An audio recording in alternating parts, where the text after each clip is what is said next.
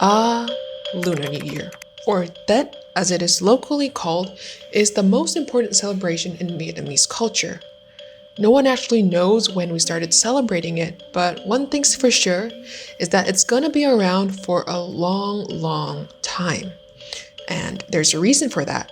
And I believe it has to do with the essence, the mentality that this tradition holds that is able to draw out the best in everyone and remind us of our values that we hold dear and near to our hearts as a people. Chapter 1. That is a time of coming together. No matter where you are or how busy you are, you do your best to wrap up any loose ends, make amends with any outstanding grudges, leave your worries behind, and come home to gather with your family, be it blood or chosen. You cook up a feast, sit down around a table of delicious food and celebrate yourself, celebrate each other, and congratulate one another on what was hopefully a year well spent and lessons well learned. And trust me when I say that the feasts never end.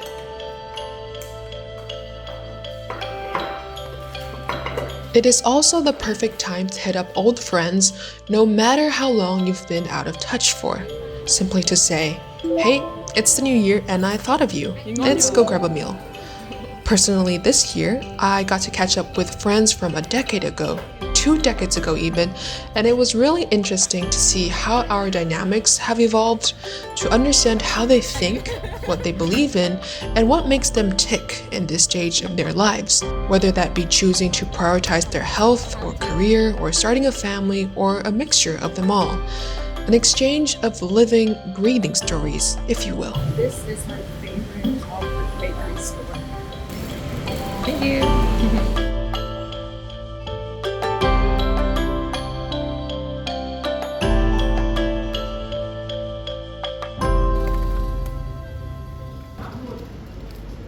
Chapter 2.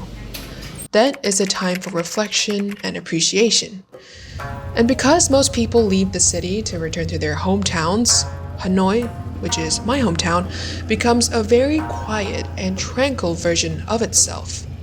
Shops and restaurants halt production and close down for the week. Most people get a break from work and professional responsibilities, and the quiet of the city somewhat reflects on the quiet and peace of mind each of us are presented with this time of the year. We get together with our loved ones and together appreciate the things that worked this year, or laugh over and make light of things that didn't.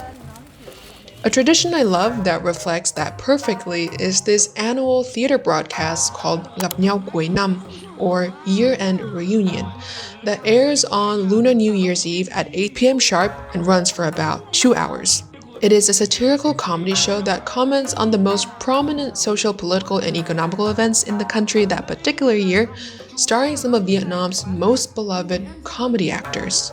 The whole country basically sits down together and tunes into this program, so you could imagine a city all quiet and peaceful, punctuated with clusters of laughter whenever a pun is thrown on the show, and you can totally tell which family has better cable by where the sound of laughter is coming from first, a wonderful sound that then ripples its way across the city.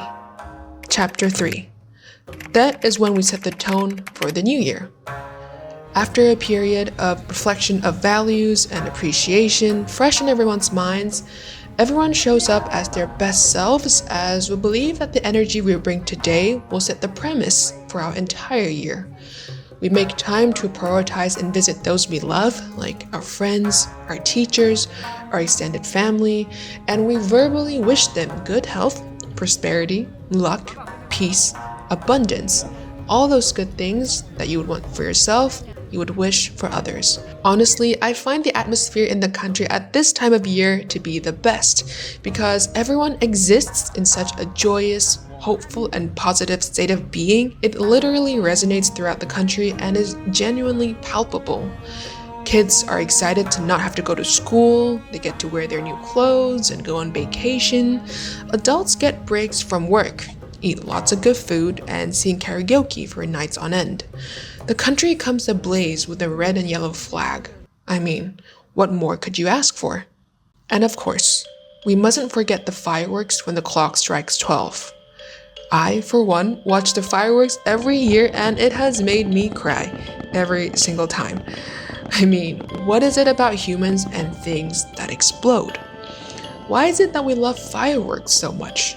Is it simply the awe of seeing something so dazzling, so colorful, so magical with a touch of danger and uncertainty?